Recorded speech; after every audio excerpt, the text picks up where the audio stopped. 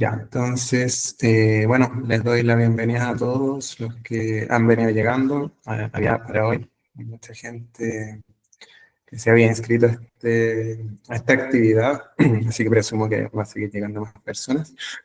Pero bueno, en vista de que ya estamos 5 minutos pasaditos, vamos a comenzar. Bueno, hoy día mi nombre es Javier Acuña, para los que no me conocen, soy del equipo de Bustamante 72. Y hoy día estamos muy contentos de recibir a Marta. Hace como 2 meses que veníamos gestionando esta invitación a Derivas y por fin hoy día se logró concretar. Y bueno, yo sé que muchos de acá ya la conocen, pero igualmente si es que hay alguien que no la conozca voy a describirla, leer una breve biografía. Bueno, Marta es psicóloga, diplomada en teoría y clínica psicoanalítica y magíster en psicología clínica de la Universidad de Chile, donde además se desempeñó como docente durante 23 años, entiendo, Marta, si no, ahí tú me corriges después. Trabaja como psicoanalista, supervisora clínica y bueno, ahí ha formado muchas generaciones de colegas, yo entre ellos porque también estuve en el magíster ahí, fue supervisora mía hace como ya 10 años, yo creo. Bueno, ella se ha especializado en el campo clínico de lo traumático, en el problema de las memorias, el espacio y el tiempo psíquicos, las modalidades arcaicas de la figurabilidad y representación, así como en el asunto de las simbolizaciones del linaje materno. Y además es autora del libro La Noche de las Madres, que salió hace como 2 años y medio, me parece, por Editorial UM. Así que bueno, como les decía, estamos súper contentos de por fin tenerla por acá. Y nada, pues Marta, que te doy la palabra para que nos puedas presentar lo que tienes preparado para hoy, que está titulado ¿Cómo narran quienes escuchan? Algunas ocurrencias sobre trabajo del sueño y clínica psicoanalítica. Bienvenida, Marta.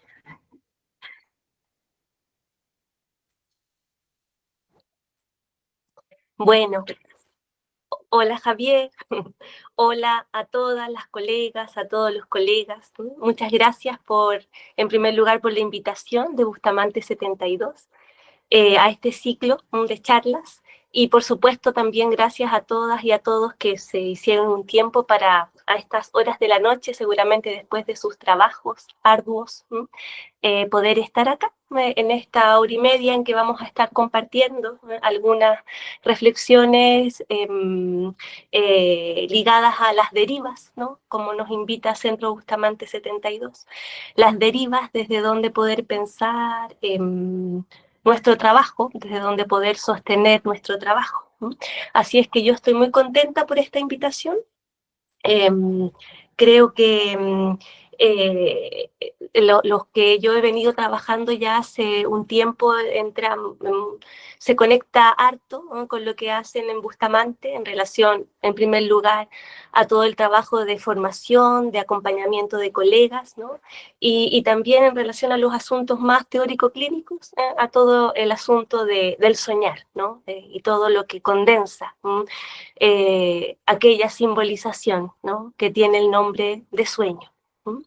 Así es que desde esas resonancias me alegró mucho, ¿no? La invitación de Javier, de Ana María, y les voy a ir contando cómo fui ordenando estas ocurrencias, ¿no? Para el encuentro de hoy.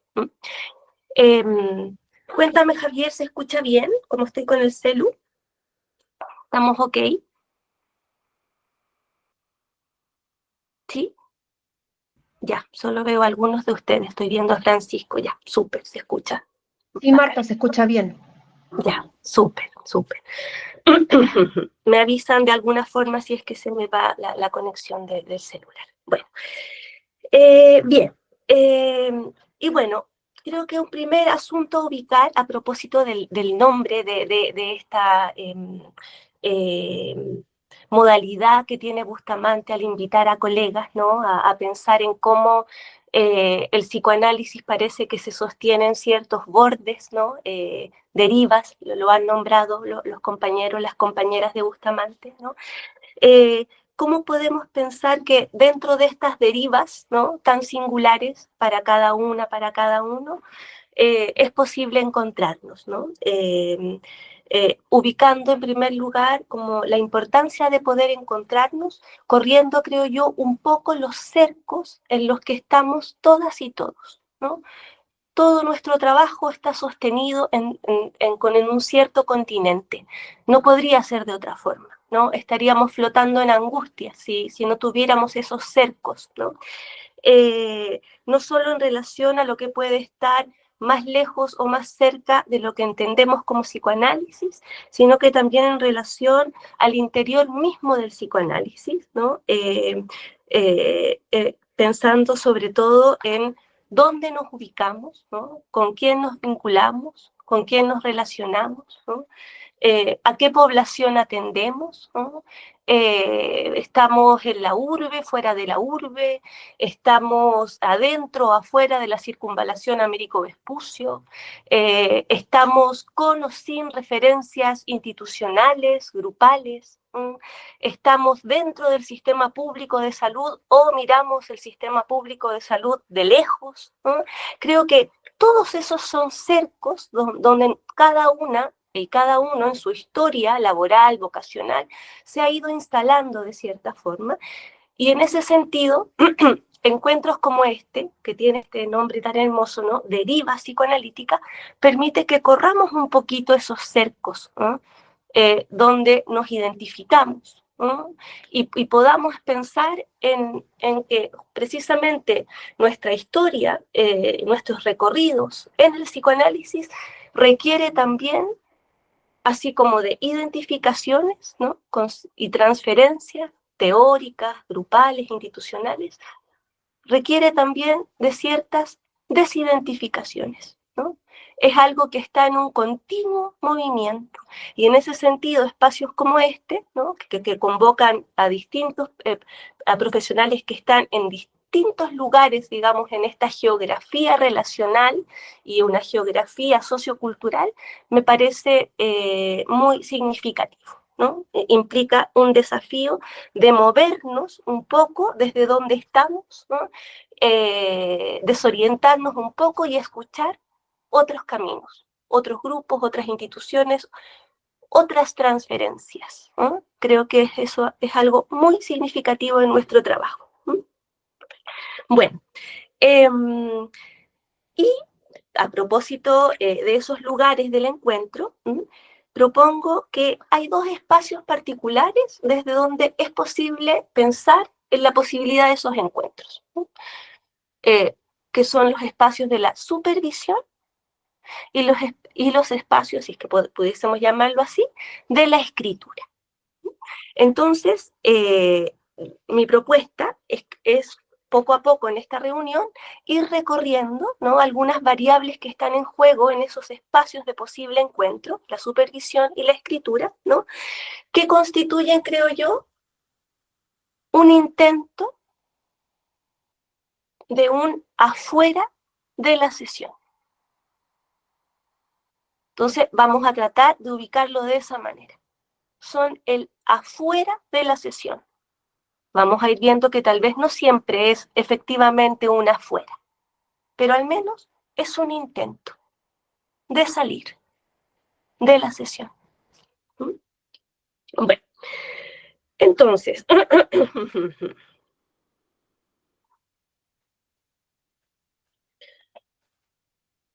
vamos a ir pensando con esas coordenadas, ¿no? Cómo efectivamente narran la transferencia quienes están ahí dentro. Cómo la cuentan, cómo la contamos, ¿no?, en nuestros espacios de supervisión y cómo la contamos en nuestros espacios que pudiesen llamarse también de escritura, ¿no? Entonces, vamos a ir identificando, ¿no?, las condiciones que posibilitan nuestro trabajo, ¿no?, nuestro trabajo tanto teórico-clínico como, en palabras de André Green, nuestro pensamiento clínico. También nos vamos a detener en esa clave que me parece muy importante para meternos en el tema que les estoy proponiendo, ¿no? Y en la medida en que vayamos recorriendo, ¿no?, las características de estos lugares, ¿no?, que permiten nuestro trabajo, vamos a ir haciendo algunos enlaces con toda la problemática del soñar, ¿no? Diferenciando, y ahí seguramente vamos a tener hartas conexiones con lo que están haciendo en las pasantías de Bustamante, ¿no?, en las prácticas de Bustamante, diferenciando lo que es el sueño propiamente tal, de su interpretación, de su relato y de su trabajo. ¿Mm?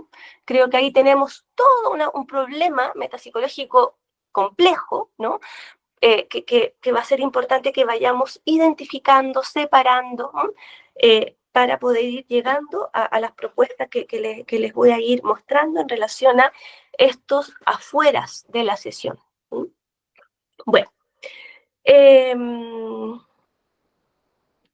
y bueno, inevitablemente también me voy a ir apoyando no solo en el texto freudiano y otros textos que traje acá para compartir algunas citas a propósito del trabajo del sueño, sino que también me voy a ir apoyando en, como nos lo contaba Javier al comienzo, en algunos momentos de la escritura de un libro que se llama La Noche de las Madres, que como recordaba Javier, ya casi hace 2 años y medio ya que nació ese libro.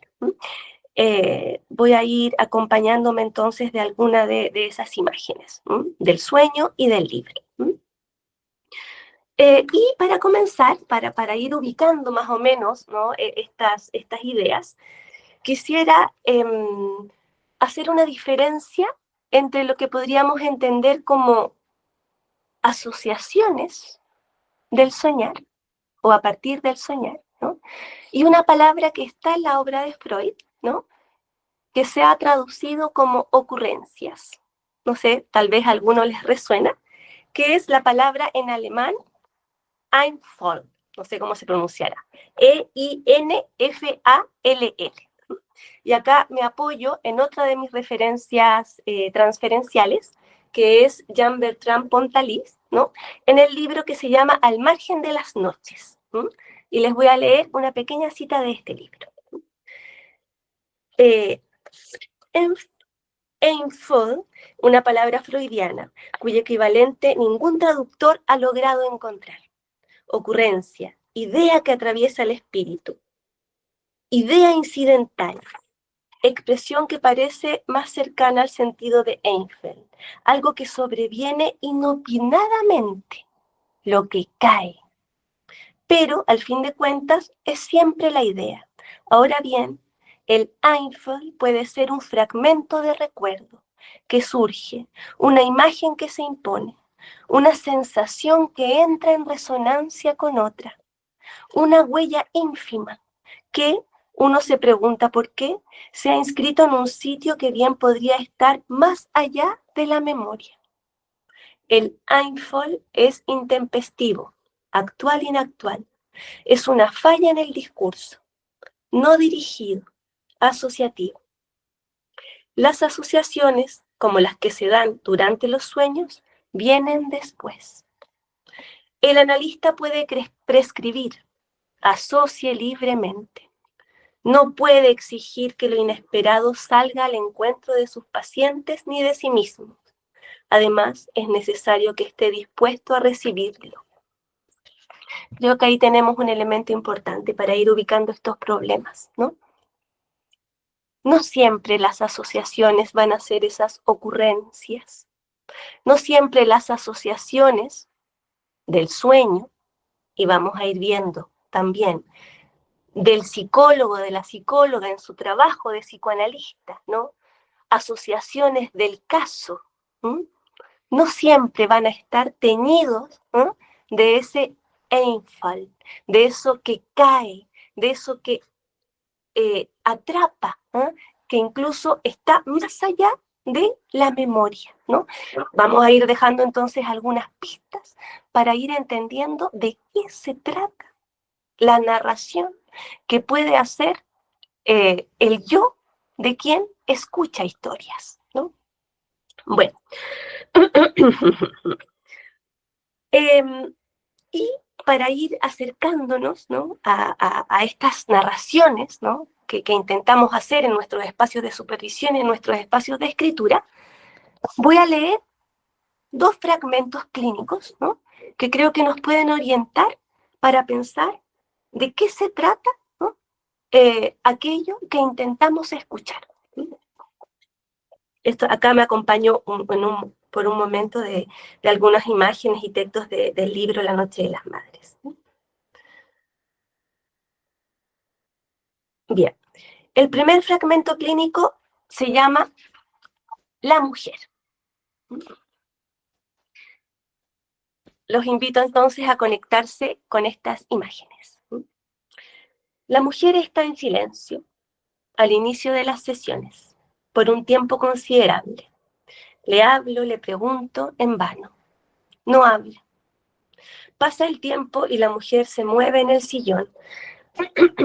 Comienza a hablar sobre no saber cómo sentarse, dónde poner los brazos, dónde mirar. Le pasa en otros lugares, cuando espera en el paradero de buses, cuando está en la fila del supermercado. Habla sobre su no saber qué hacer con su cuerpo. Este relato se va ensanchando poco a poco, con 1000 historias sobre el cuerpo. Una referida al cuerpo de su hijo, que ella golpea, otras referidas a su propio cuerpo infantil, un cuerpo agredido por su madre. Pasa el tiempo y continúa sin hablar al inicio de las sesiones. A veces la espero, otras me apuro y la invado con representaciones. Puede comenzar a hablar desde la pura negatividad.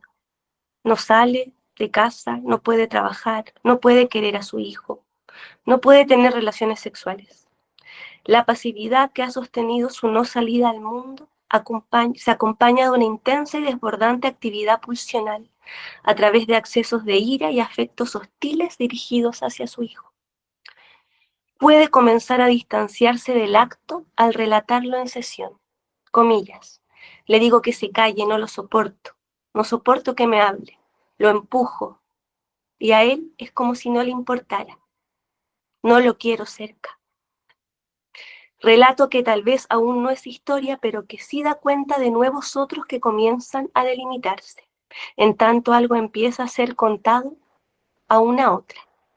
Sigue pasando el tiempo y se comienza a construir un nuevo afecto en relación con el hijo. Comillas. Cuando llega del colegio, lo miro con su mochila y su cotona café, y me da pena por no poder quererlo. La hostilidad comenzó a ceder su lugar protagónico a la compasión. Podrá comenzar a hablar de su propia historia, de desamor, de su propia madre, y de la hostilidad dirigida a su cuerpo de niña no querida por su madre. Ahí tenemos una imagen. En esa escritura. Una imagen que trae historias de mujeres que golpean a sus hijos. Una historia que entra en la transferencia. Un malestar que entra en la transferencia. Y se ponen en juego un montón de movimientos psíquicos, ¿no?, referidos a cómo darle lugar a esa historia. ¿A qué voy con esto? Esta imagen que les muestro, ¿no? Trabajamos con distintas formas del malestar. Angustias, displacer, sufrimientos, dolores, violencias. Y la pregunta que surge, ¿dónde aloja estos contenidos representacionales aquella que escucha? ¿Qué hace quien escucha con esas cantidades? ¿Qué condiciones deben estar presentes para que esas cantidades no perforen su barrera de protección antiestímulo? ¿Qué debe ocurrir para que aquel que escucha pueda seguir soñando? ¿Qué tenemos acá?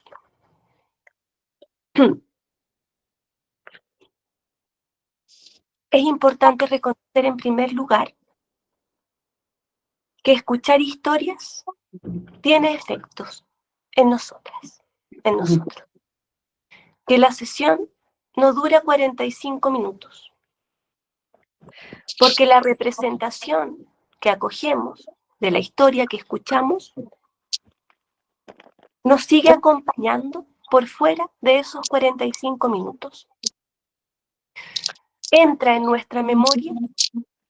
Perdón, interrumpo un segundo, que alguien conectó su micrófono, abrió su micrófono y se escucha como una interferencia. ¿Vamos? Ya, súper.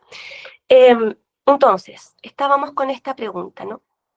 La representación de la historia que acogemos en transferencia no desaparece luego de despedir a nuestro paciente de la sesión presencial o luego de apagar el Zoom o el Meet de nuestra sesión online. Las historias que escuchamos empiezan a formar parte de nuestro repertorio representacional. Forman parte de nuestra vida psíquica. Forman parte de nuestra sexualidad. Ese es el problema que tenemos que reconocer, identificar.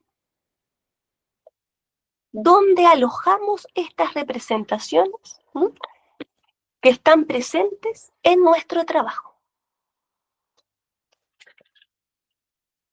Es decir, lo importante es reconocer que lo que escuchamos tiene un impacto en nosotros, nos afecta. Pero el efecto de lo que escuchamos, ¿no?, lo podemos ubicar, lo sabemos, ¿cierto?, en los distintos espacios, ¿no?, en donde seguimos elaborando aquella representación. De ahí hago un guiño con lo que les nombré al principio, ¿no? Los espacios de supervisión, de escritura, como intentos de salir de la sesión.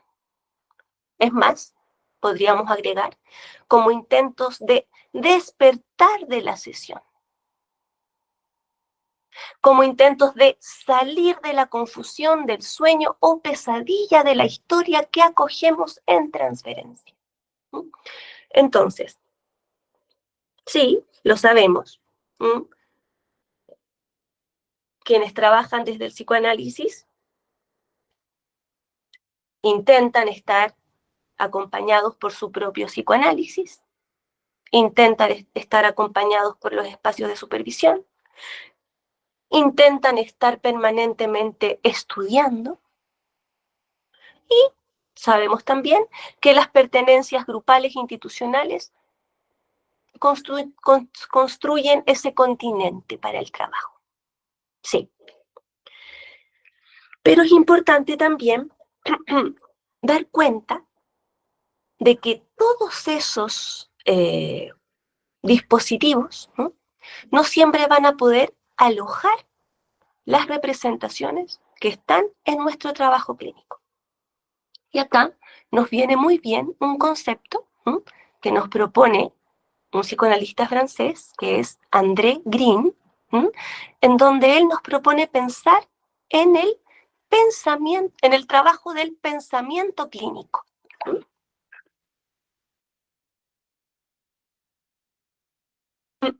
De André Green.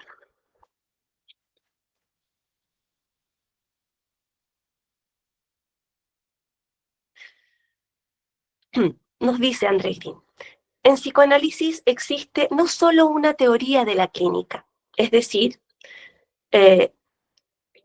no existe no solo una teoría de la clínica, sino que también existe un pensamiento clínico, es decir, un modo original y específico de racionalidad surgido de la experiencia práctica.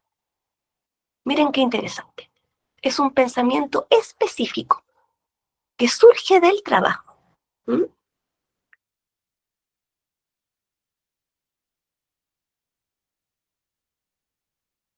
Y nos dice André Green: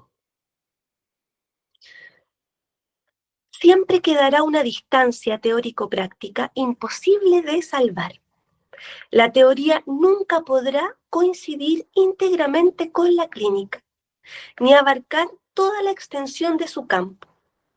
La clínica nunca será una aplicación sin resto de la teoría, etc. ¿Mm? Ahora bien,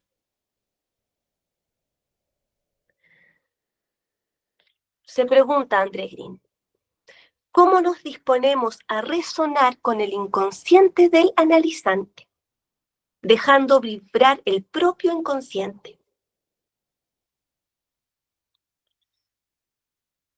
Y nos advierte que esa comunicación hermética, cerrada entre paciente y analista, no basta para constituir un pensamiento. Siempre hace falta un tercero que los escuche. Un tercero que escuche a esos dos. Un tercero que escuche a esos dos en lo que se dicen y en lo que se escuchan. ¿Mm?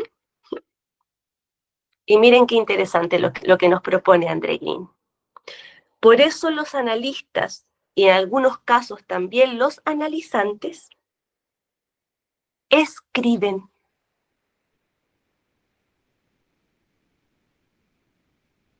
Al hacerlo se escuchan entre ellos. A veces se reconocen o son impactados por el destello de una novedad. Miren qué importante. La escritura es el lugar tercero. La escritura es lo que permite no que los psicoanalistas nos convirtamos en escritores, menos aún en artistas. No. La escritura es lo que permite, ¿no? Que efectivamente salgamos, ¿no?, de esa comunicación hermética. Es lo que permite construir los relatos de la historia transferencial. Entonces, el mismo psicoanálisis nos ofrece estas coordenadas para pensar en lo necesario que tiene que ocurrir en nuestra práctica, ¿no?, para poder salir del atrapamiento que implica todo vínculo transferencial. ¿Mm? Entonces, no me superviso porque se me ocurrió, no escribo porque soy escritora, no. Nos supervisamos y escribimos porque son el afuera que estamos siempre intentando construir. Independiente de las derivas, ¿no? Independiente de si el psicoanalista, la psicoanalista quiere dedicarse a escribir y no atender más pacientes. Quiere dedicarse, estoy pensando en las otras ciclos de las derivas, ¿no?, que sabemos que en Bustamante han invitado a psicoanalistas que trabajan con la fotografía, con el teatro, con la filosofía, ¿no? Sí, ahí cada psicoanalista verá cuánta investidura le pone a esas derivas, a esos lugares donde se aloja algo de ese afuera de la sesión. A lo que voy con esto que estoy enfatizando es que la escritura misma es lo que permite, ¿no?, construir ese afuera, y es lo que permite, ¿no?, escuchar. Es lo tercero que surge para escuchar lo que esos dos hablan y se dicen. Incluso si es que quien escribe es parte de esos personajes que están ahí también. ¿Mm?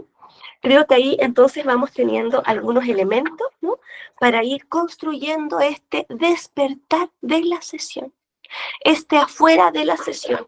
¿Qué hace el psicoanalista? con estas cantidades que pueden perforar la membrana, ¿no?, que es parte de su aparato psíquico. Las tiene que alojar en algún lugar y de alguna manera. Piensen ustedes, por ejemplo, para que veamos, para que tomemos en serio el impacto de las representaciones que alojamos.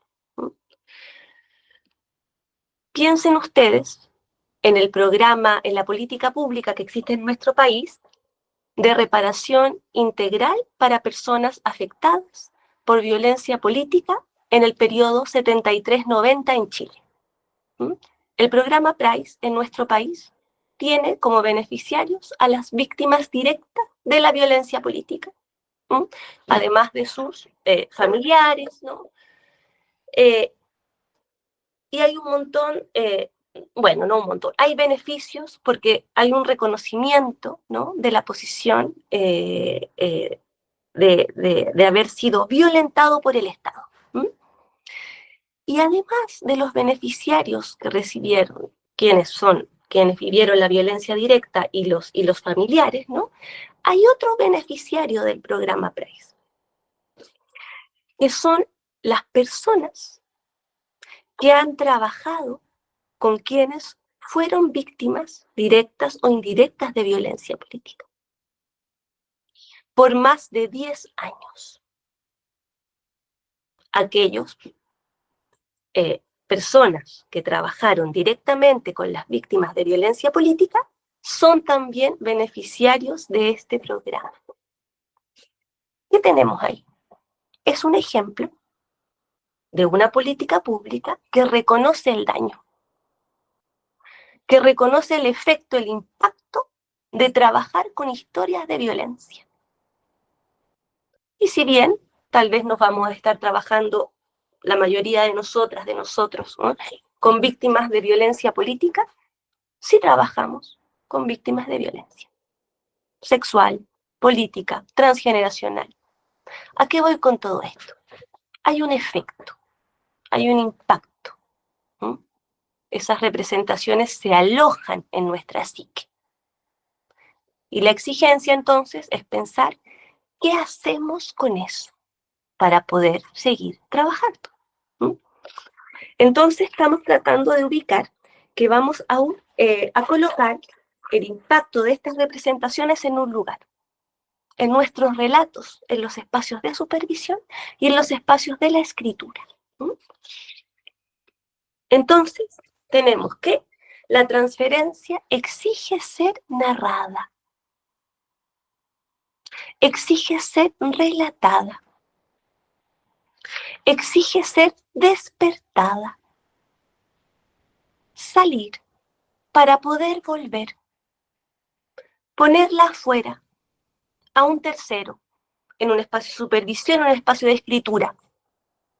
Investir objetos donde colocar lo vivido en transferencia, para poder retornar a estar en ese trabajo de acompañar la transformación de una historia. El asunto es cómo.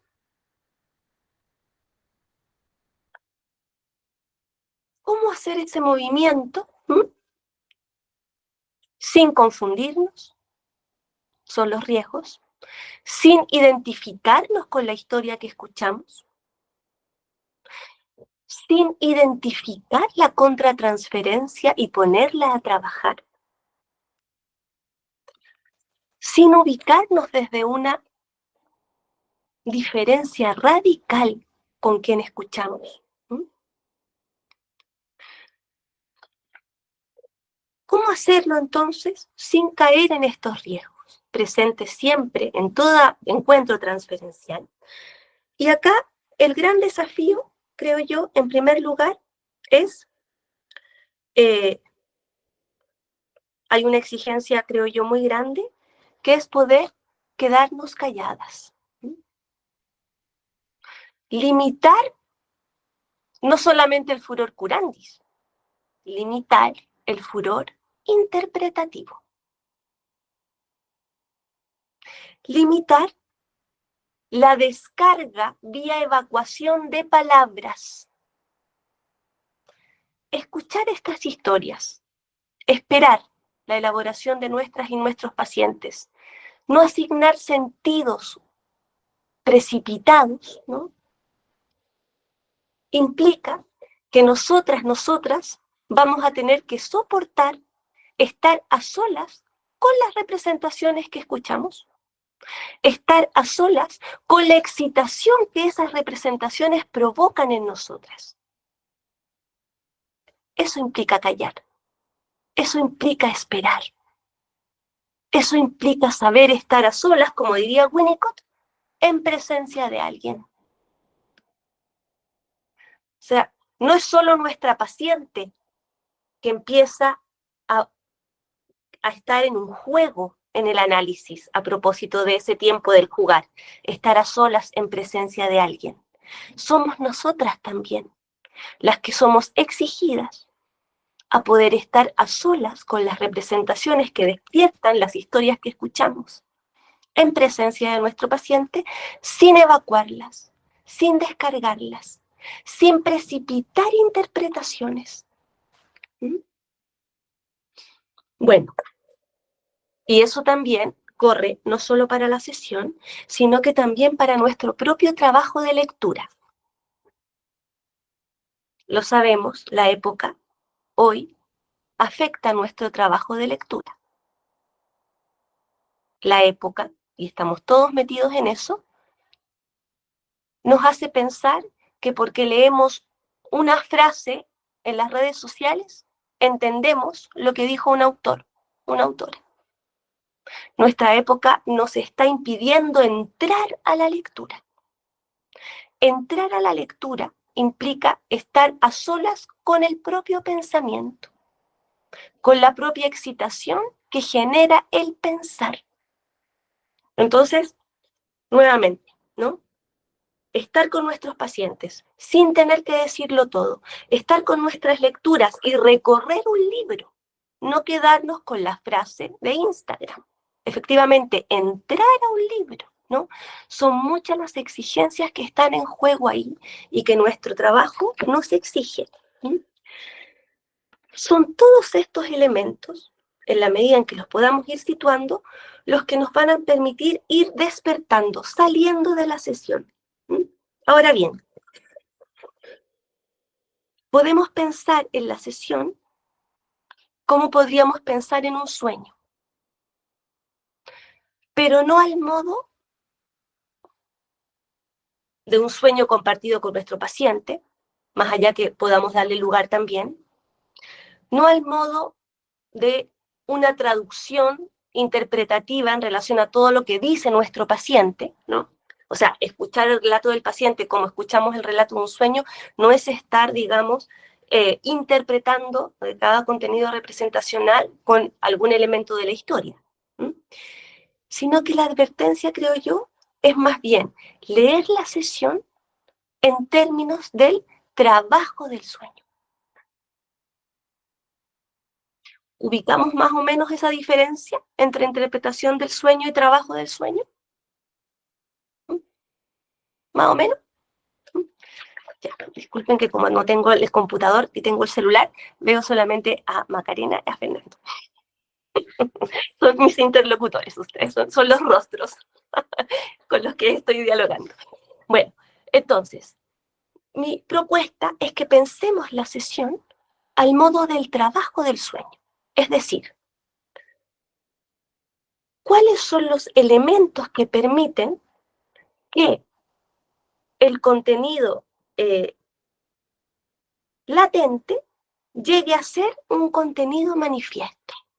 Porque acuérdense que la interpretación de los sueños, el movimiento es el otro. La interpretación del sueño tiene que ver con que a partir del contenido manifiesto del soñante, con el trabajo interpretativo, llegamos a los pensamientos oníricos latentes. El trabajo del sueño es el movimiento inverso. Es pensar cómo se formó ese sueño. Cómo se formó la posibilidad de que ahí exista un soñante. Y Freud nos dice, más importante que los contenidos oníricos latentes, lo que nos interesa respecto al soñar es el trabajo del sueño. Y nos dice Freud, condensación, desplazamiento, trabajo de figurabilidad. He ahí lo esencial para el armado de la memoria. Entonces, más que escuchar un contenido, una imagen, digamos, a interpretar, se trata de escuchar el relato de nuestro paciente y todo eso, por supuesto, sostenido en la transferencia, identificando cómo está operando ahí el trabajo del sueño. Que se condensa, que se desplaza, que se olvida, que se cuenta de manera diferente. ¿Qué imágenes aparecen? Y acá creo que tenemos algo esencial y que nos va a ayudar a ir entendiendo de qué se trataría nuestro trabajo de supervisión y de escritura, que es el trabajo de figurabilidad psíquica. ¿Les suena la figurabilidad? ¿No? En el fondo, el trabajo de la figurabilidad es lo que permite la alucinación del sueño. Ahí donde el soñante está empezando a soñar, donde el durmiente más bien se está convirtiendo en un soñante, donde el durmiente, en vez de despertar, porque apareció, recuerden ustedes que Freud nos dice que el yo nunca se duerme totalmente. Hay un pensamiento onírico en donde el yo continúa algo despierto. Entonces, este yo del soñante, ¿no?, es perturbado por representaciones del resto diurno, por estímulos corporales, sensaciones somáticas, excitaciones del cuerpo, y por representaciones ligadas a la historia infantil. Todos esos elementos se condensan, se unen, se unifican en la figurabilidad del soñar, en la alucinación del soñar. Por eso es tan importante eso que en la interpretación de los sueños aparece con el nombre de trabajo de figurabilidad. Y Freud nos dice que un pensamiento abstracto en el sueño se convierte en un objeto concreto, en una imagen. Bueno, ¿por qué para mí son importantes estas claves del trabajo del sueño para nuestro trabajo de escritura y de supervisión?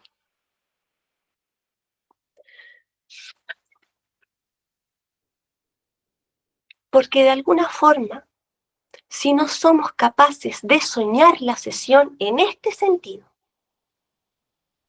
en el sentido de desplazar, condensar y figurar, si no somos capaces de soñar la sesión en el sentido de hacer un trabajo del sueño nuestro con la sesión, vamos a seguir atrapadas en la sesión. Es como si tuviéramos que soñar la sesión para poder salir de ahí. Desplazar, condensar, figurar, poner capas que permitan, por un lado,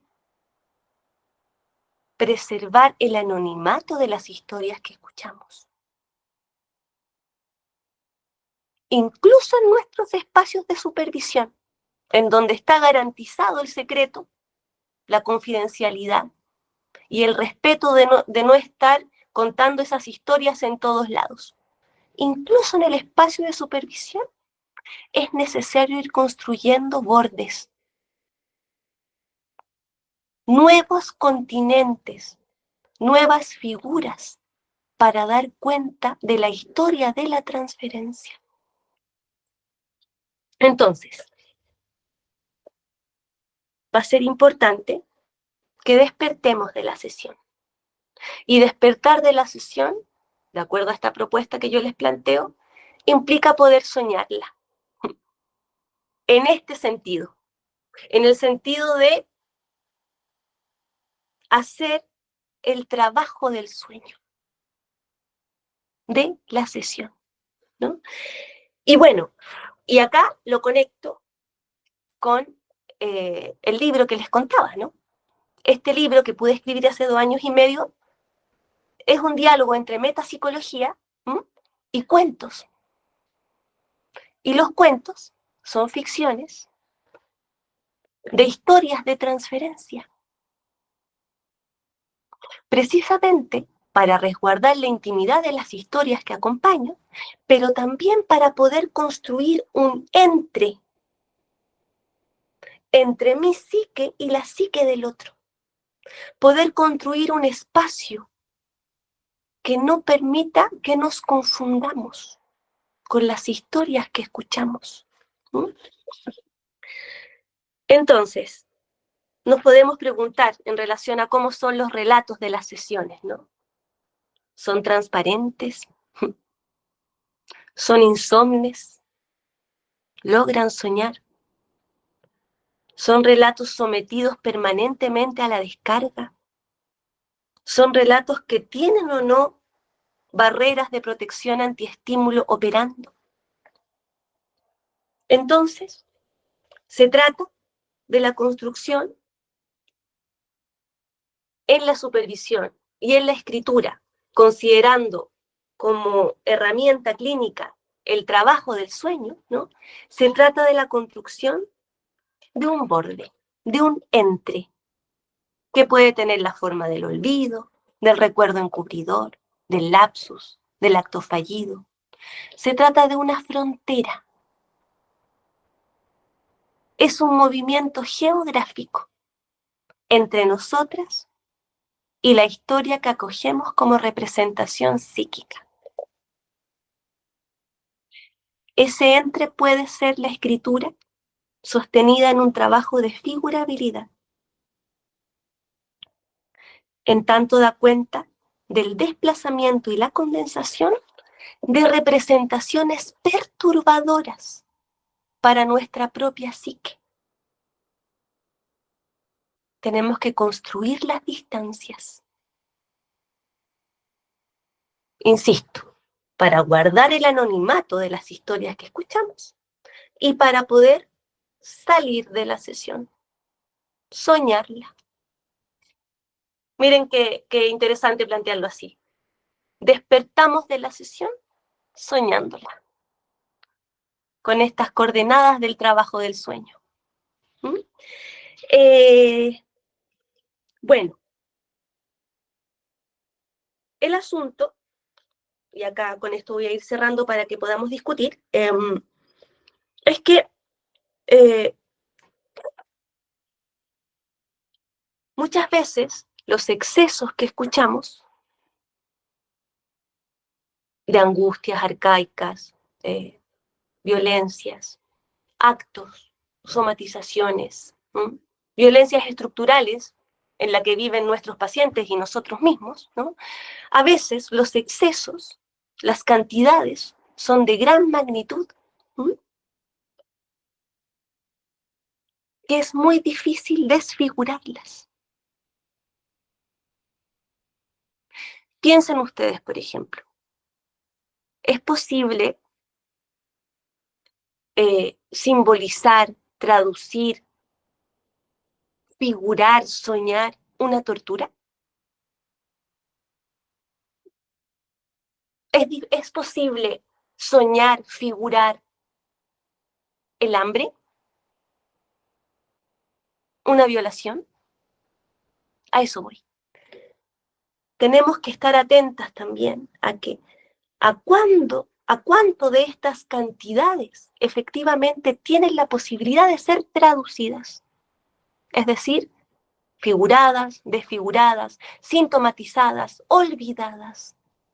Y eso no solo en relación al trabajo psíquico que hacen nuestros pacientes, sino que también en relación a nosotras y lo que escuchamos. ¿Cuánto de lo que escuchamos puede ser convertido en escritura, en relato, en supervisión? hay un riesgo ahí. Bueno, y para terminar, Javier, ¿estás por ahí? Estoy. Para terminar, les voy a leer un pequeño párrafo de un cuento que se llama Guta Percha, y tal vez podríamos acompañar esta lectura con la imagen. ¿Te lo envío de nuevo, Javier, a Bustamante? Me llegó. Ya.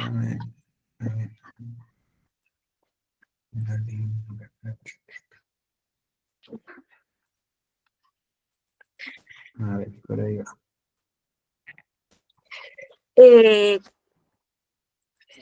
Entonces, Abajo del sueño, parece que la otra página. Sí. ¿Qué más? ¿Qué otra página hay, Javier? A ver. La anterior.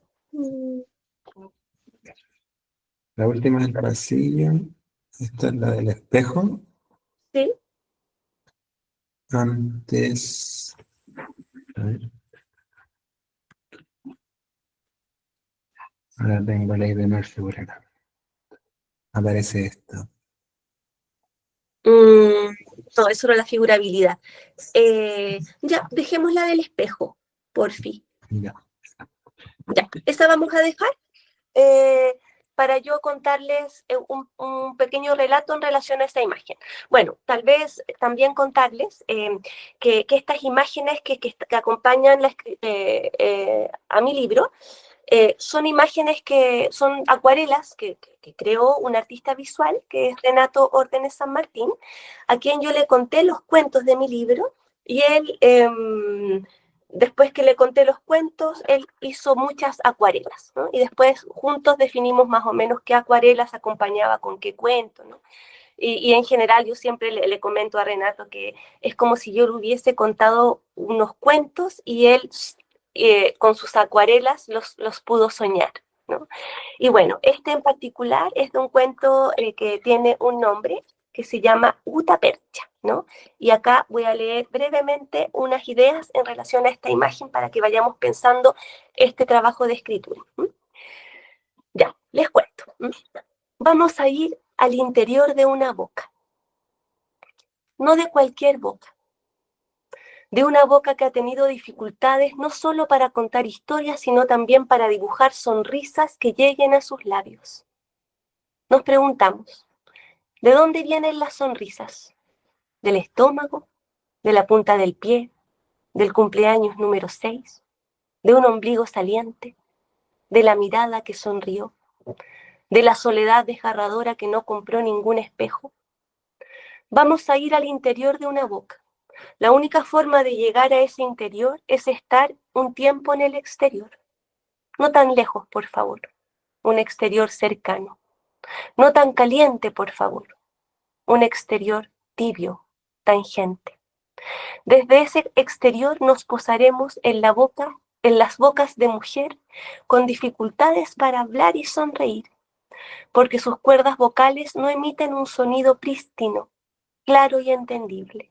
Sus cuerdas vocales, en el intento de salir de un adentro, chocan con una cavidad bucal no homogénea, con grietas, con murallas no estucadas, con algo que ha faltado y que ha intentado ser repuesto. Por ahora, aquello que ha faltado lo llamaremos dientes. Entremos a esa boca a partir de un breve relato que tiene de realidad y fantasía, de recuerdos y olvidos, de historias ajenas y de historias propias. Ante todo, de ser parte de un linaje familiar y político de bocas desdentadas. Esa boca es de una mujer, que es también madre y que tiene un nombre, Guta Percha. Y acá una pequeña precisión. La gutapercha, ¿no? ¿Qué es la gutapercha? La, la gutapercha es un material odontológico, ¿no? Pero que en Chile dejó de ser un material solo del uso profesional odontológico, y en los años 80, sobre todo, 70, 80, inicio de los 90, fue un material que tenían muchas personas desdentadas. Compraban la gutapercha en las farmacias. Y con esta gutapercha, que era una masilla que se podía, digamos, moldear con el calor, ¿no? Las personas desdentadas se hacían sus dientes. ¿Mm? Antes del programa estatal Sonrisa Mujer, ¿no? que parte con el gobierno de Lagos y que se concreta en el gobierno de Michelle Bachelet, ¿no? Antes de ese programa estatal, que le devuelve la sonrisa, que le devuelve la dentadura a muchas mujeres desdentadas, ¿no? Era muy común en Chile, en los años 80, ver a personas con dientes hechos de gutapercha. ¿Mm? Esa es la precisión para quienes no son de la época o no son del segmento social que les haya permitido observar esas bocas sin dentadura. ¿Mm? Bueno, y hecha esa precisión, con esa imagen que acompaña este cuento en mi libro, les leo este pequeño cuento. Pasaba las horas moldeando su sonrisa. La pasta blanca no alcanzaba a modelar los huecos ruborizados de la dentadura que aún estaba. Le decía a los ojos del espejo: buenos días, un Life, por favor. Bueno, y acá tengo que hacer otra precisión. Life es una marca de cigarrillo que ya no existe, ¿no? Que también era muy común en los 80, en los 90, inicio de los 2000. Cigarrillos Life. Bueno, buenos días, un Life, por favor. Se le iba la vida fumando el cigarrillo más barato, a veces imaginando sonreírle al señor del kiosco, otras practicando no sonreír al hablar. ¿Gutapercha en barra o gutapercha en pasta? No era una decisión fácil responder a la pregunta del farmacéutico. El cigarro sí, el más barato, el Life. En invierno, la bufanda roja nunca fue un atuendo más. Era una bufanda rostro, era una bufanda boca. Su voz salía distorsionada por el hueco desdentado y por la barrera de lana roja. Buenas tardes, un Life, por favor. Buenas tardes, un Life, por favor. Tenía que repetirlo, el señor del kiosco no le entendía. En la casa olvidaba su sonrisa. Una vez se tragó la gutapercha almorzando papas con chuchoca. En la casa, los espejos de los rostros adolescentes no alcanzaban para hacerla practicar. No había espejos en la casa. Los rostros adolescentes, aún dentados, habían perdido la mirada, porque mirarse tanto para adentro sin el rebote del para afuera seca los ojos. Un día, los rostros adolescentes dentados la miraron con una fuerza inédita. La miraron tratando de que retornara. Era un poco tarde para volver.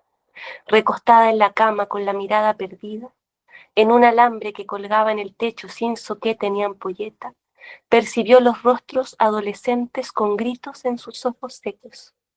Después de un tiempo infinito para los dentados y para la desdentada, se abrió un hueco que hizo estallar su mirada perdida y la hendidura sin gutapercha. Era su sonrisa. Hasta ahí el cuento y esta breve reflexión. ¿Qué es esto? Es un intento de darle un lugar narrativo a lo desdentado, a la pobreza, como un gesto de reconocimiento y de dignidad a las historias que no se quieren ver ni relatar. ¿Quién quiere ver a la madre pobre? ¿Quién quiere o puede hablar de la madre pobre? ¿Qué profesional de la salud mental y más aún, qué profesional del psicoanálisis con su refinada escucha, con una historia más o menos desclasada, querrá mirar la pobreza? Nos ubicaremos en las historias de pobreza en muchas dimensiones. Partiendo de una historia de pobreza materna, iremos a la pobreza de la escucha de muchos profesionales de salud mental y llegaremos a la pobreza simbólica de una madre que podría tener disponible o no una hoja de papel desde y hacia donde dibujar los contornos de su majestad el bebé. Bueno, hasta ahí ese recorte de mi libro. Fuimos al interior de una boca con la ficción de esta mujer desdentada frente al espejo, ¿no? Y luego de esta pequeña ficción, que recoge 1000 historias, ¿no? Me detengo a la metapsicología de la percepción, ¿no? ¿Dónde está la pobreza? ¿Quién ve la pobreza? En las historias de pobreza, y también paso después a revisar la pobreza del sistema percepción-conciencia de muchos cuidadores en relación a los hijos, las hijas, ¿no? Bueno, es un ejemplo, ¿no?, de cómo podemos ir pensando el trabajo de escritura, tomando lo que hemos hablado hoy. No somos escritores. Escribimos por una necesidad de nuestro trabajo que nos exige traspasar a otras capas la transferencia, traspasar a otros relieves la intensidad de las historias y de las representaciones que están en juego en el complejo vínculo transferencial. Entonces, este ejercicio de escritura, de cuentos vinculados, dialogando, ¿no?, con metapsicología, qué sé yo, son ejercicios que intentan construir un entre, que intentan construir un sueño para despertar de la intensidad de nuestro trabajo. Entonces, la escritura de mi libro, dado que tomo este ejemplo de Gutapercha, ¿no?, responde a una necesidad para poder continuar trabajando con gutaperchas, con historias de suicidios, con historias de violencia, con historias de tortura, que está, creo yo, en la mayoría de las historias que escuchamos. Entonces, nuevamente, volvemos al nombre de esta presentación. ¿Cómo narran quienes escuchan? Tenemos una pista acá, en relación al trabajo del sueño. En relación al trabajo del sueño y sus elementos, que podemos estudiar en otros momentos, pero acá solo los nombré, ¿no?, que permitirían que nuestra escritura y nuestros relatos de supervisión puedan salir de la sesión soñándola. Ahí creo yo que encontramos las asociaciones, ¿no? Nuestros relatos de la sesión también son asociaciones respecto a la sesión. Son asociaciones respecto a la intensidad de lo vivido. A veces, y esto no lo digo yo, lo dijo un profesor muy querido, que es Hugo Rojas, a veces los pacientes hablan, pero todavía no han despertado. Siguen en el sueño. Y a veces los psicoanalistas hablamos de la sesión, pero todavía no hemos despertado, porque todavía no la soñamos. Bueno, eso es lo que preparé para nuestra reunión de hoy. Son altos conceptos, no todos manejan, no todo lo que está en la interpretación de los sueños, pero creo que hay algo ahí muy valioso, ¿no?, para nuestra práctica. Estoy viendo muchos corazones. Gracias. No pude ponerlo en el computador, entonces no los veo. Ahora veo solo a Javier y veo a Gutapercha.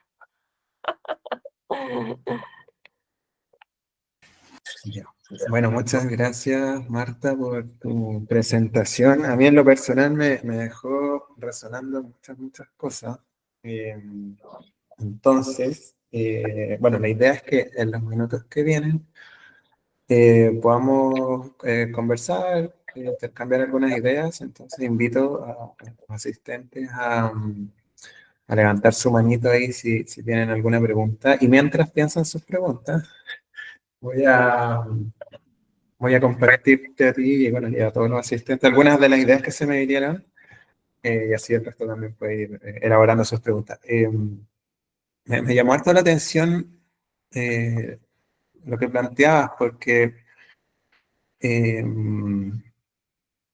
alguna manera si bien por otros caminos teóricos, creo que acá en Bustamante hemos llegado a reflexiones bien similares. Cuando tú, me parece que citabas a Green cuando decías que pareciera ser que esta triada, este trípode de la formación del analista no alcanza a cubrir la experiencia analítica, la formación del analista. Y esta triada, bueno, yo presumo que todos la conocen, pero recordémosla, que es la formación epistémico-teórica, el análisis personal y la supervisión. En Bustamante compartimos esa percepción, digamos, y pensábamos que sí o sí teníamos que agregar algo más.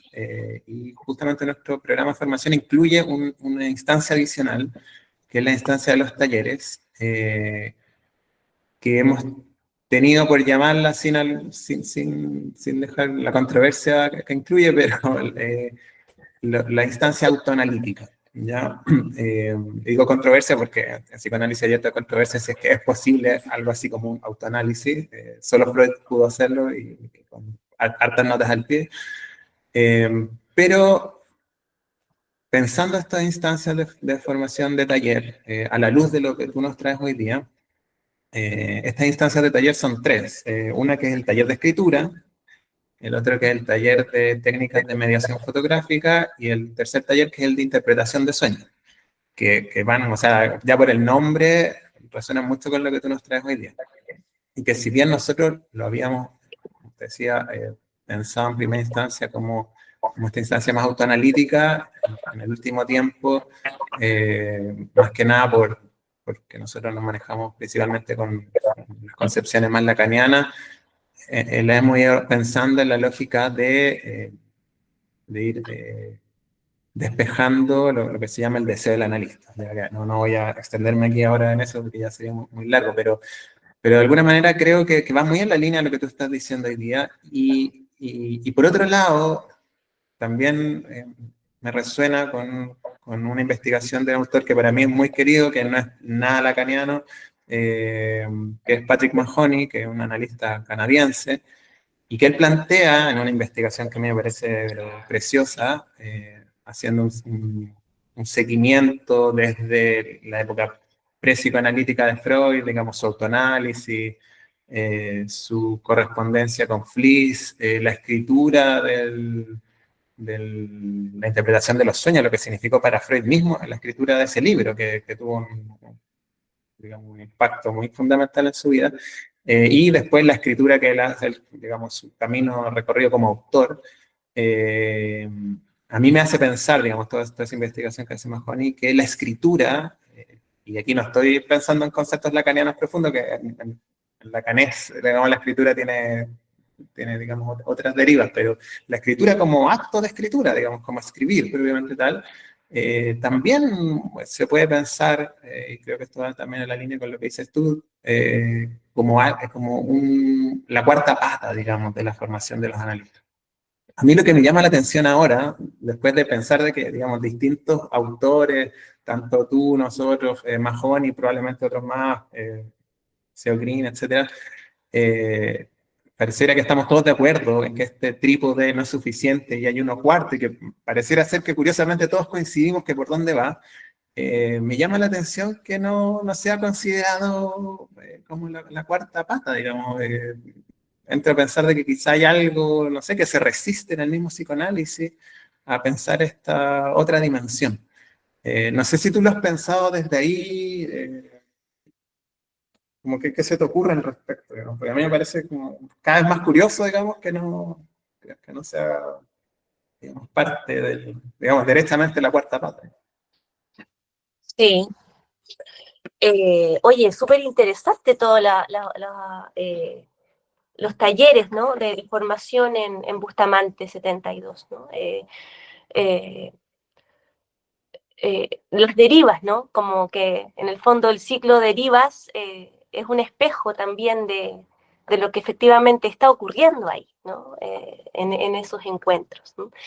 Eh, y es como si desde Freud en adelante eh, vamos a estar tal vez cada generación tratando de ponerle un nombre a aquello que no alcanza, a aquello que se resiste, ¿no? Como aquello que se resiste a esa completud, ¿no? La completud ya sea formación analítica, ¿no? Completud sintomática, ¿no? Es como si hubiera,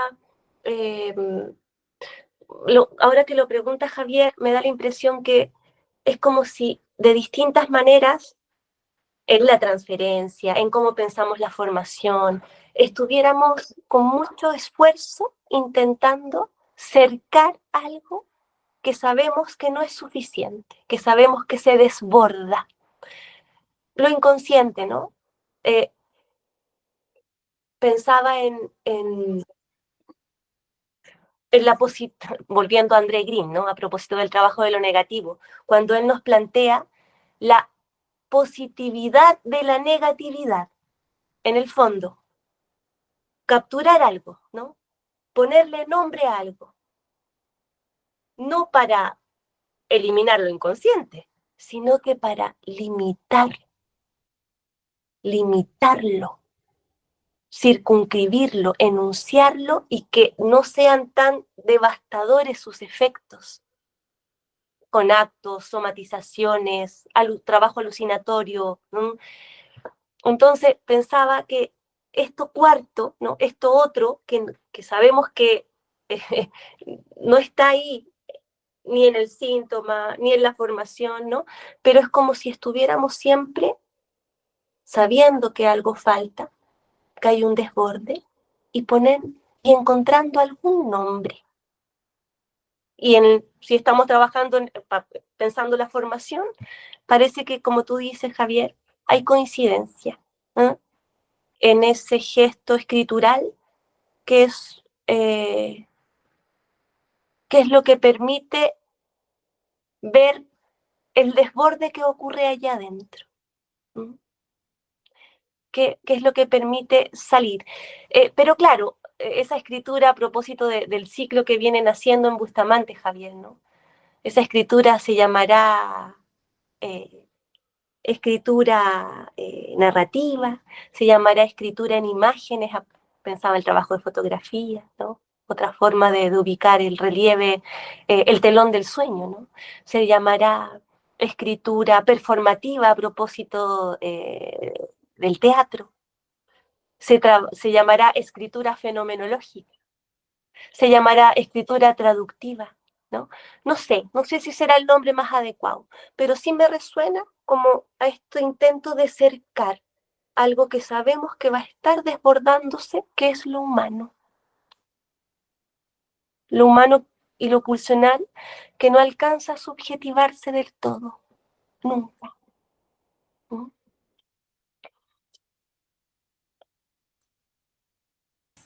Bueno, y con este puntapié, muchas gracias, Marta, por tu reflexión.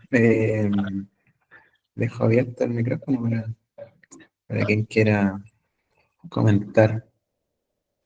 Si quieren, van levantando la manito para que así respetemos el orden.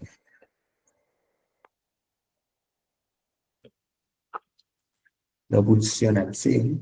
Como que, a propósito, bueno, voy a seguir hablando mientras ahí Camila va a decir algo, pero pensaba solo cortito, a propósito justamente de la formación, como este desborde. Pensaba, claro, que se desborda en el psicoanálisis. No sé, lo dejo como pregunta ahí. Ya, Camila, todo suyo. Gracias. Hola Marta, gracias por tu presentación. De verdad, quedo fascinada con tantas cosas que me resultan algunas un poco abstractas, la verdad, que me cuesta un poco aterrizarlas pensando en la propia clínica, ¿no? Pero la pregunta que más me salta a la vista, hemos hablado sobre la última cita que dijiste de Rojas, ¿no? Esto de que hay pacientes que hablan pero que no han despertado, ¿no? En ese sentido, yo pienso que pasa cuando uno en posición de analista es quien no despierta. Exacto. Uh-huh. Eso. Súper. Sí. Claro, creo que efectivamente ahí están en juego como los dos durmientes o los dos soñantes o los dos pesadillados, no sabríamos cómo ubicarlo, ¿no? Pero sí, el relato del paciente a veces puede ser un seguir en el sueño, ¿no? No salir de ahí, no tomar la distancia para mirar lo soñado, para mirar lo vivido, para mirar la historia infantil, ¿no? Y nuestro relato, ¿no? En la escritura, en la supervisión, incluso nuestro relato in situ, con nuestras intervenciones, ¿no? También puede dar cuenta, como tú dices, Camila, de un no despertar, porque estamos muchas veces confundidos, sin distancias, identificadas por las historias que escuchamos.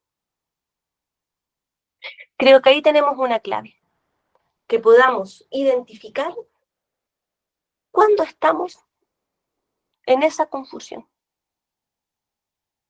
Cuando estamos, y bueno, y creo yo que hay hartas pistas para identificar cuando estamos en esa confusión. Por ejemplo, cuando psicoeducamos a nuestro paciente.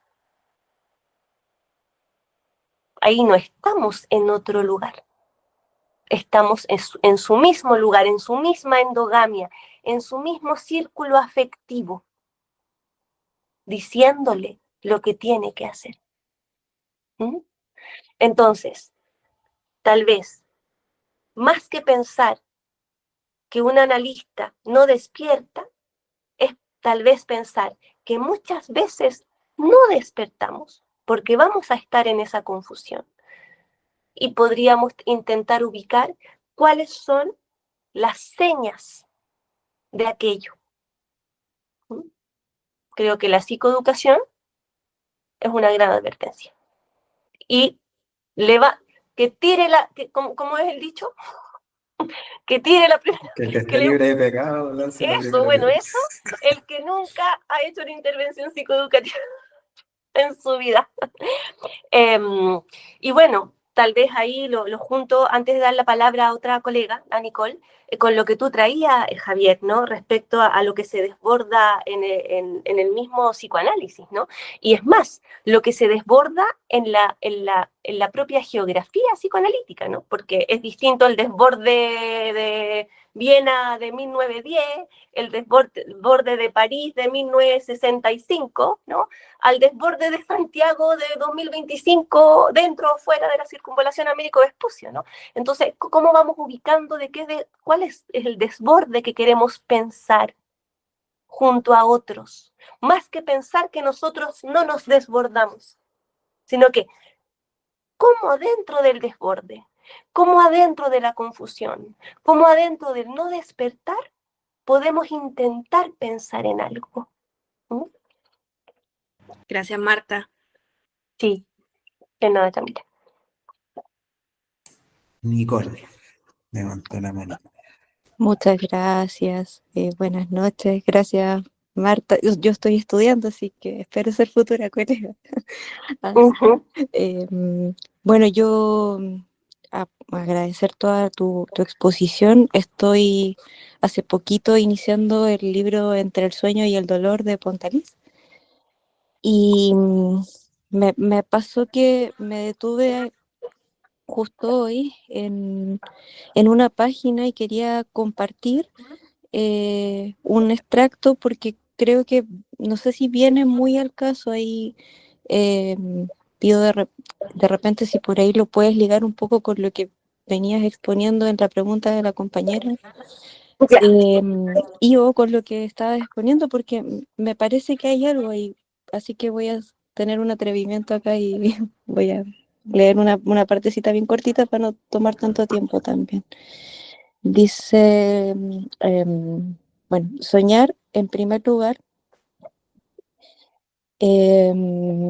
trata de mantener la unión imposible con la madre, preservar una totalidad indivisa, moverse en un espacio de antes del tiempo. Es por eso que ciertos pacientes piden implícitamente que no nos acerquemos demasiado a sus sueños, que no toquemos y trituremos el cuerpo del sueño, que no desarticulemos la representación de cosas o representación de palabras. Uno me decía, este sueño, más que interesarme, me gusta, es como un cuadro hecho de trozos, un montaje. Así que bueno, con esta coincidencia, el pequeño aporte ahí lo dejo. Gracias, Nicole, A ustedes. qué bello párrafo escogiste. ¿Eh? Eh, el trabajo de Pontalís, particularmente a mí, me ha sostenido mucho transferencialmente a lo largo de mi trabajo como psicoanalista, ¿no? Creo que tengo una deuda con él en relación a atreverme a pensar en que es posible escribir de otras formas las historias de la transferencia, ¿no? Y claro, él, además de la rigurosidad metapsicológica, siendo uno de los autores del vocabulario de psicoanálisis junto allá en La Planche, ¿no? Y tradujeron al francés las obras de Freud, del alemán al francés, ¿no?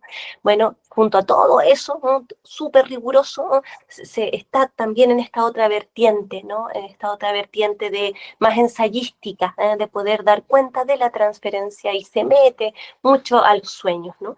Y en ese párrafo que recortaste, tan interesante, ¿no? Porque creo que nos puede ayudar a pensar en lo que puede estar siendo al mismo tiempo una potencia en el trabajo analítico, pero al mismo tiempo un riesgo, que es precisamente eh, lo más eh, arcaico del soñar, a propósito de volver a un estado, incluso lo dijiste en tu lectura, ¿no? Antes del tiempo. ¿Y quién es el dueño del tiempo? El yo. Es el yo el que tiene el tiempo, el inconsciente no tiene ningún tiempo, ¿no? Entonces, ¿qué es eso alucinatorio que está presente cuando podemos soñar, ¿no? Porque sabemos que en tiempos de traumatismo se hace más complejo el sueño, ¿no?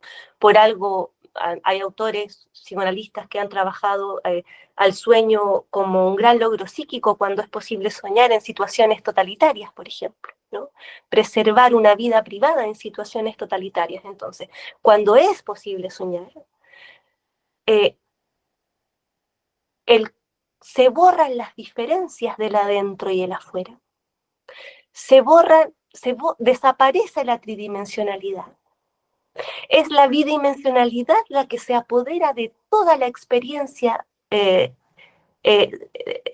soñante, y una bidimensionalidad que va a tener como único escenario el cuerpo.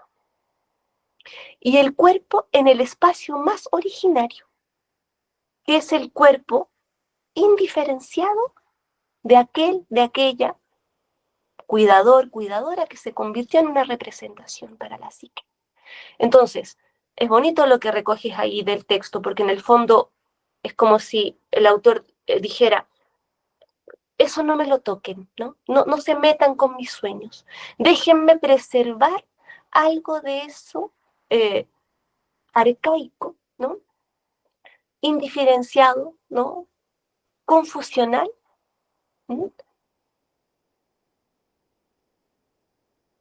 Para mí eso es la definición, lo que acabas de leer es la definición de lo alucinatorio.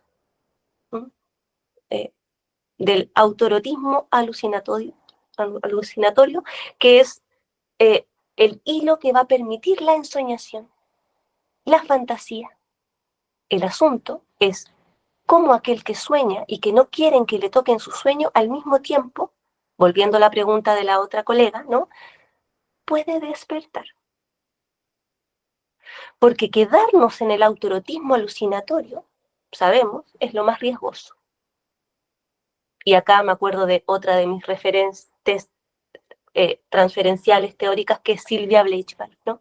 Sylvia Bleichmann nos dice, ante el egoísmo, lo cerrado, lo hermético, lo autoerótico, lo único que puede perturbar a la psique de ese encierro es la exigencia que le hace un otro.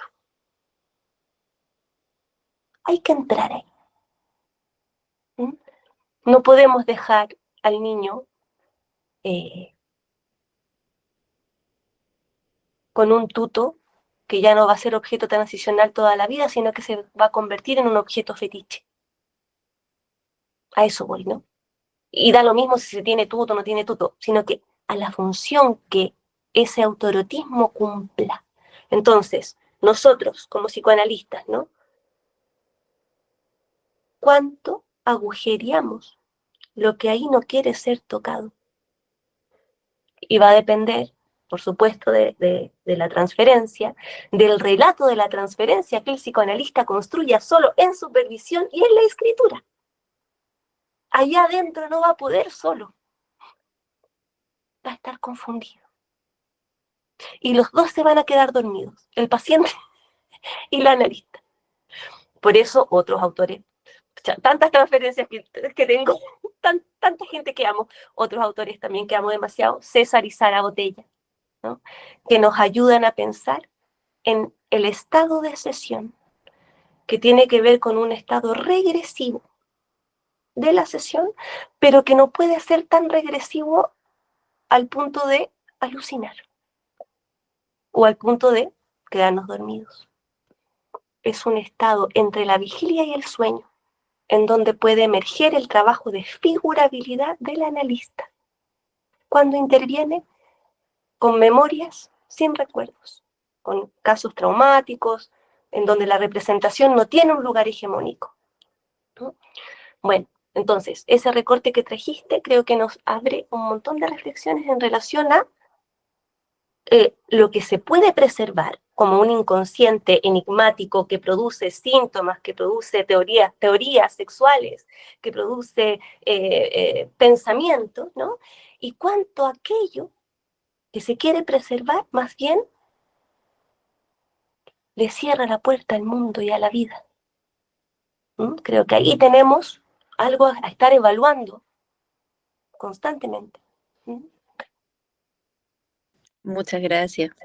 Muchas gracias. A ti. Estamos sobre la hora, no sé, Marta, si tú tienes tiempo como para una preguntita más, si es que Sí, hay. por Sí, supuesto. ya, veamos, si es que alguien se anima. Veamos. No sé si Una alguien desde aquí. pregunta. Macarena. Hola Marta, Hola. me encanta tu trabajo. Gracias, Macarena. A ti te veía, Macarena, cuando estabas. Sí. A ver, te quería hacer una pregunta. Es como parte de la estructura o rasgos, que por ejemplo, si el trabajo de la interpretación de los sueños es distinto con la estructura o rasgos neuróticos a lo limítrofe, y lo que estabas hablando de esto de agujerear y de no quedarse dormido en las sesiones, ¿cómo hacerlo con lo más limítrofe? Que igual es un poco más delicado, Sí, como saber totalmente. dónde parar o seguir. Súper, sí, gracias Macarena, porque en el fondo nos ubica en relación a, volviendo a la pregunta, ¿no? ¿Cómo narran la transferencia quienes escuchan? Va a depender, ¿cierto?, de qué transferencia hay. En relación a qué funcionamiento psíquico estamos. Y cómo ese funcionamiento psíquico, más cercano o lejano a la neurosis, impacta nuestras propias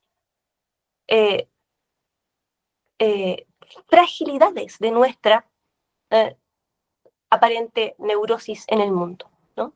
En el fondo, es como cuando trabajamos con niños, ¿no? Y cuando trabajamos con niños psicóticos, ¿no? O sea, hay una angustia que hay que poder alojar en algún lugar. Bueno, entonces, volviendo a tu pregunta, la interpretación del sueño, ¿sí?, tal como está en la obra, en los 2 tomos de las obras completas de Freud, en primer lugar, es una intervención a un funcionamiento psíquico que sueña. O sea, un funcionamiento psíquico que sueña, que relata el sueño, es un objeto que puede recibir la intervención interpretativa, por ejemplo. Y tu pregunta es muy importante, porque creo que también es algo muy presente en nuestra época de clínicos, de clínicas, ¿no? Es como si la neurosis no fuera tan predominante hoy en día. En términos muy generales, no vamos a profundizar desde qué autor lo estamos pensando, ¿no? Es como si estuviéramos siempre en una frontera en donde algo de la represión no alcanza a armar la tópica psíquica. Es como si las represiones estuvieran frágiles por mucho tiempo. Y aquí pienso, por ejemplo, volviendo a lo que estaba comentando hace un ratito, en el trabajo de estos autores españoles radicados en Francia, César y Sara Botella, ¿no? Ellos precisamente ponen en cuestión la primacía de la representación en la historia del psicoanálisis. Es como si ellos dicen, tenemos que pensar en un más acá o más allá de la representación. Y nos hablan de que la vida psíquica es un frágil equilibrio entre lo representado, lo percibido y lo alucinado. Y hay un movimiento que rompe muchas veces el continente de lo representado, lo percibido y lo alucinado. Y ellos en su trabajo con traumatismos severos y con psicosis, ¿no?, proponen este trabajo de figurabilidad del analista, en donde más que interpretar un sueño, el trabajo es tratar de producirlo. La intervención apunta a que ese sujeto pueda soñar. Y la intervención que proponen en el estado regresivo de la sesión es que el analista, la analista, va a estar atento a muchas huellas más que huellas némicas, ¿no?, a huellas de la percepción que no han sido inscritas aún como huellas némicas. Y en el estado de sesión regresivo, ¿no?, ponen a trabajar con fuerza la transferencia y el analista se conecta o se permite, ¿no?, hacer trabajar algunas figuras que aparecen en su campo perceptivo. Y al poner estas figuras a trabajar, que ellos nombran como el trabajo de figurabilidad del analista, de la analista, ¿no?, es como que estuvieran haciendo un puente con la simbolización del paciente, en donde esa figurabilidad que le da el otro le puede permitir soñar. Y en el libro La figurabilidad psíquica, que es precioso, pero es tan difícil, yo lo he leído muchas veces en mi vida y todavía cada párrafo me detiene así, me hace llorar de alegría y de angustia al mismo tiempo, cada párrafo, ¿no? Y en ese libro está lleno de ejemplos clínicos con adultos, con niños, en donde ellos ponen en juego la intervención de la figurabilidad. Entonces, tu pregunta, ¿no? Más que interpretar sueños, tendríamos que evaluar en distintas transferencias si se trata de un sueño que existe o de sueños que aún no tienen lugar. Entonces la intervención sería, más que la interpretación del sueño, la intervención sería la posibilidad de acompañar, ¿sí?, la formación de un sueño, ¿no? Ahí tendríamos que hacer, como tú traes, como precisiones en relación al trabajo del sueño también, de qué se trataría, ¿no?, en relación a distintos funcionamientos psíquicos. ¿En los psicóticos también?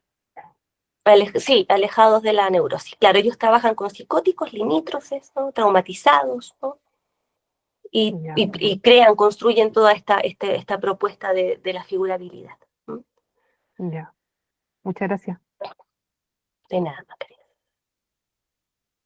Bien, pues estamos en la hora. Muchas gracias a los participantes, a las preguntas y a ti, Marta, por supuesto. Yo creo que siempre quedan cortos los tiempos para conversar y discutir de cosas tan interesantes, pero creo que nos deja hartas resonancias, hartas referencias conceptuales y yo creo que van a enriquecer ciertamente nuestra práctica, porque claro, a veces nosotros lo pensamos de algún lado, pero estos encuentros nos permiten pensar, digamos, las cosas desde otro lado. Ahí Paola agradece a través de... Sí, me estoy viendo aquí los saludos, que estén bien, colegas, queridas, queridos colegas. Bueno, Javier, yo te agradezco a ti al pensar que mi trabajo podría insertarse en este espacio de las derivas, ¿no? Creo que está la posibilidad de pensar en lo que yo comentaba en el parrafito un poco introductorio a esta actividad, ¿no? Cómo la supervisión, cómo la escritura, ¿no? Y estos encuentros permiten que podamos construir ciertos lazos más allá de las diferencias institucionales, grupales y teóricas, ¿no? Porque creo que lo que nos puede, digamos, encontrar es la posibilidad de preguntarnos sobre funcionamientos psíquicos con estas condiciones socioculturales, ¿no? Y creo que, como quise traerlo con Gutapercha, ¿no? A propósito de las historias de mujeres desdentadas, ¿no? Creo que es desde acá que podemos pensar eso, y eso ya nos enlaza a una historia, aunque no esté tan cerca nuestro, ¿no?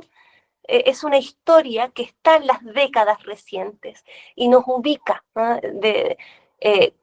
De una cierta forma que creo que tenemos que aprovechar, ¿no? Como esa posibilidad de reconocernos en una historia sociocultural. Qué importante. Bueno, Marta, muy agradecido nuevamente. Gracias a todos por asistir y bueno, los dejamos invitados a las próximas actividades y el próximo Derivas va a ser el próximo mes también, así que ahí estén atentos a nuestras redes. Eso, muchas gracias a todos. Buenas noches, gracias a ti. Muy bien. Gracias, Javi. Gracias, Ana María. Gracias, Gracias, Marta. Bustamante. Gracias. Muchas gracias, Marta. Nos vemos. Que esté muy bien. Un abrazo. Nada. Hablamos. Besos. Chao.